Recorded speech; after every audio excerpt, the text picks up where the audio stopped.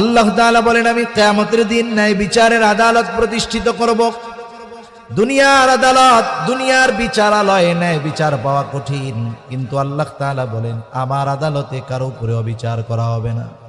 ফালা তুযলামু নাফসুন শাইআ, কারো প্রতি সামান্য অবিচার করা হবে না, জুলুম করা হবে না।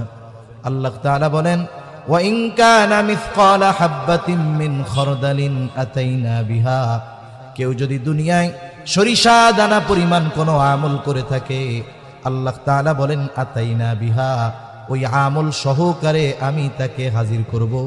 শুধু হাজির করব তা নয়, ওই আমল করনেওয়ালার হিসাবও আমি আল্লাহ গ্রহণ করব। এত মানুষের হিসাব আল্লাহ তাআলা কিভাবে নেবেন? আল্লাহ বলেন চিন্তার কারণ নাই, কাফা বিনা হাসিবিন, হিসাব নেওয়ার জন্য আমি আল্লাহই যথেষ্ট। আল মালু ওয়াল বানুনা জিনাতুল হায়াতিদ দুনিয়া। আল্লাহ রাব্বুল আলামিন বলেন, আল মালু ওয়াল বানুন, সম্পদ আর সন্তান, জিনাতুল হায়াতিদ দুনিয়া।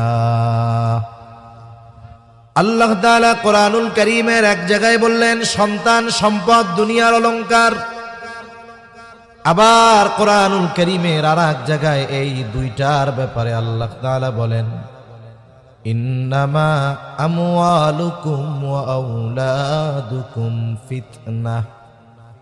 আল্লাহ তাআলা বলেন মাল সন্তান এটা হলো পরীক্ষা।